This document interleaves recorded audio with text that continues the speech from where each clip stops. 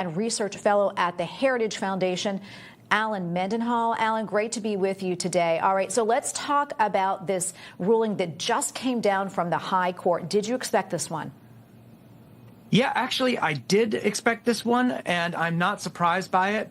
And one interesting thing to point out about this whole situation with transgenderism is that it's really been a move of the humanities departments. It's interesting because the contemporary framing of transgender identity as a fluid and self-declared essence detached from biological sex is really something that developed out of critical theory. So I'm a lawyer, yeah, but I have a PhD in English. So I spent a lot of time during my PhD reading postmodern critical theory, having to study queer theory, having to study all these things. And, you know, this notion that male and female is a socially imposed category and that biological distinctions are open to reinterpretation all develop out of this critical theory before they got embedded in our institutions. And so it's really great to see the law recover some sanity here, some biological reality. And I'm very pleased for all the women athletes out there and for all the parents of women athletes that they can breathe a sigh of relief that this is the outcome. Now, since we've been sitting here, the case came out, so I have not had a chance to read through it yet, but I'm hoping to read through it as soon as we get off the air. Yeah, and Alan, let's talk about Title IX, because that really was central to these cases as well as the 14th Amendment. Tell us where things stand right now with Title IX.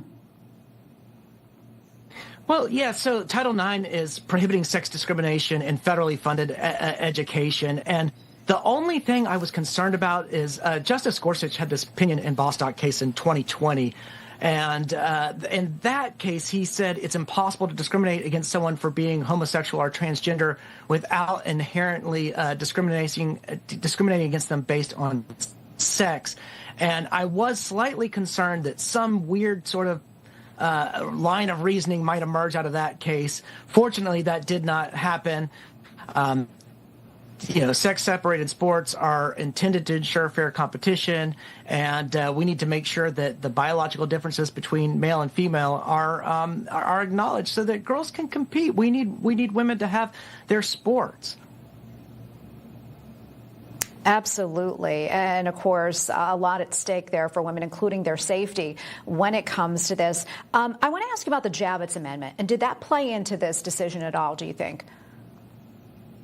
Well, again, I haven't had a chance to read the decision yet, so I'm looking forward to reading it and seeing exactly what happened. Again, one thing about this case that's a little unusual is that we've got consolidated cases. We've got companion cases. So we've got a case from West Virginia, and then we've got a case from Idaho, and the Supreme Court is considering them together. And so we've got different state laws, and we've got, of course, the Constitution and the Title IX.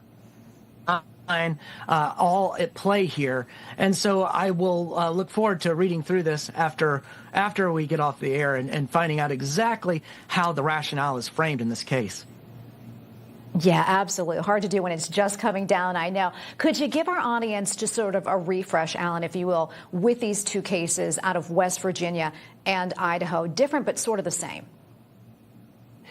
Yeah, so the Idaho law is a restriction. There was a transgender person named Lindsay Haycucks who challenged this law, and the question was whether this Idaho law violates the Equal Protection Clause, which, of course, is in the 14th Amendment. Similar situation, this person whose BPJ is the identity of the person by initials, challenged this West Virginia law that required only biological females to participate in sports. In other words, biological males could not participate in women's sports. Now, 20, 30 years ago, this would seem to be just a totally perfectly normal type of law, and nobody would have raised an argument. But as I said, some of this critical theory has been embedded in our legal institutions, these notions that gender is performed and not innate, and that there is no pre-existing gender self, and that sex categories are shaped by social norms rather than just biologically assigned. That type of stuff has become embedded in the laws, and it's not rooted in biology. It's not rooted in science. It's actually derivative of a bunch of kind of humanities scholars playing around with Derrida and Foucault, and somehow they were able to mainstream it. And so this is really important that our institutions start recognizing biological reality, start recognizing science, and let the institutions and laws follow those things which are based in reality rather than some of this abstract, strange theory that a bunch of humanities professors, sitting up in their offices and, having coffee, drinking wine, whatever they do, just invented. Yeah. Yeah, truth is truth. That is for sure, Alan. What about broader implications beyond sports? Are there any, and if so, what could they be? Yeah, well, I hope so. I mean, this could have implications for example, transgender bathrooms, people that are wanting to use men, for example, trying to use female bathrooms and things like that. So, yeah, it could have all kinds of implications down the chain. And, I suspect if we look at any number of issues involving transgenderism and the threat that it poses to women, men who are pretending to be women in order to sexually assault women or to harass or intimidate women, or to, exercise perversions. All these laws are potentially subject to at least scrutiny, if not overturning. And we'll see. I think there are over 25 states that had laws similar to the ones in West Virginia and Idaho here. So it's great news that roughly half the country now will enjoy valid enforcement of those. Yeah, Alan, stay with us. There's a lot more to discuss. We thank you for your time. We're going to talk to you a little bit later on. Appreciate it.